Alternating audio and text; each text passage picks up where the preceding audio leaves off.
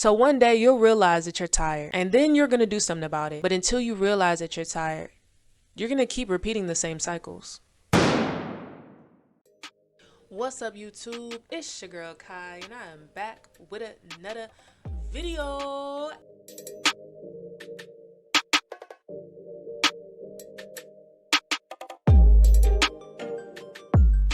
Hey man, so today we have a topic of the day that states, it says, outgrowing people doesn't make you disloyal, it makes you honest.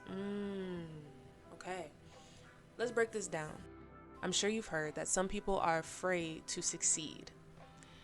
It literally terrifies them to be anybody of importance, of grandeur, because they don't want to either let themselves down, they don't want to let other people down. There's so many reasons why someone would not want to succeed. And if you're one of those people, let me know below, why are you so afraid to succeed?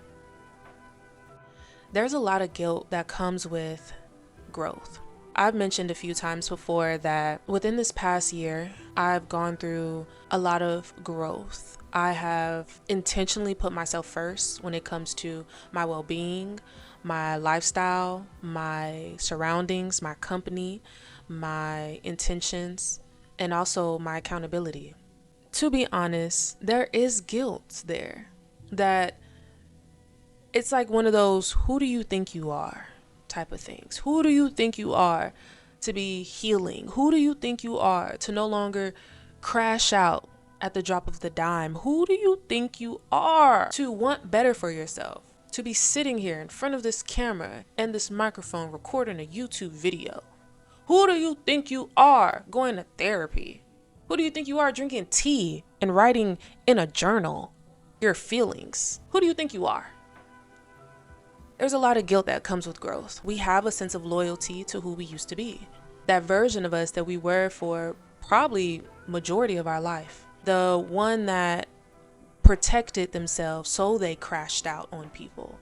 The one that was afraid of being hurt so they would push people away. The one that would be the loudest in the room because they didn't want to be overlooked. That version of us is broken. That version of us is wounded. That version of us is untended to. And because we have somewhere that we want to be in our future when it comes to how we think, how we present ourselves, our finances, our close circle, our career, we know that we have to move outside of that. And some people feel guilty for that. But it's going to come to a point where you're tired of being misaligned with your future.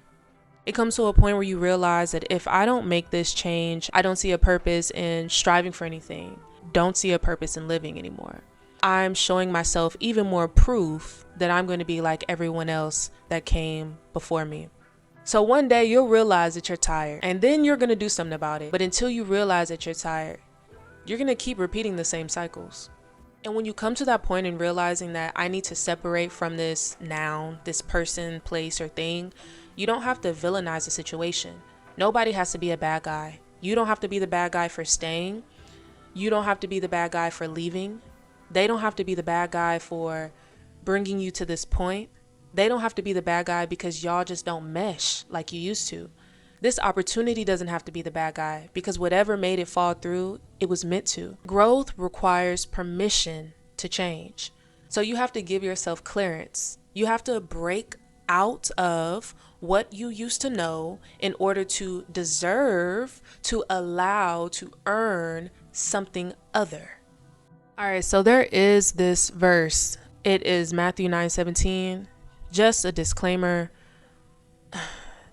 The Bible has principles. It has a lot of quality that we can take to apply to our life. So even though we may not be Christians per se, we can still take in the knowledge. I mean, that goes for Chinese proverbs and parables. You're not a Buddhist, but you still can see the value. So Matthew 9:17 says, "Neither do people pour new wine into old wineskins. If you do, the skins will burst. The new will run out and the wineskins will be ruined. No, they pour new wine into new wineskins and both are preserved." You don't put new things into old containers, because one, the new is going to outlive the old. So we're putting something on shaky ground, on something that's not going to sustain it long term, on something that can't even handle the pressure. So if we're trying to create a new life, we cannot be the same person. See? We get it? So therefore, we have to respect the journey, respect the process, and put new into new and leave old in the old. All right, y'all. Thank you so much for watching the video. I hope you guys gained something from it. Happy New Year. Peace.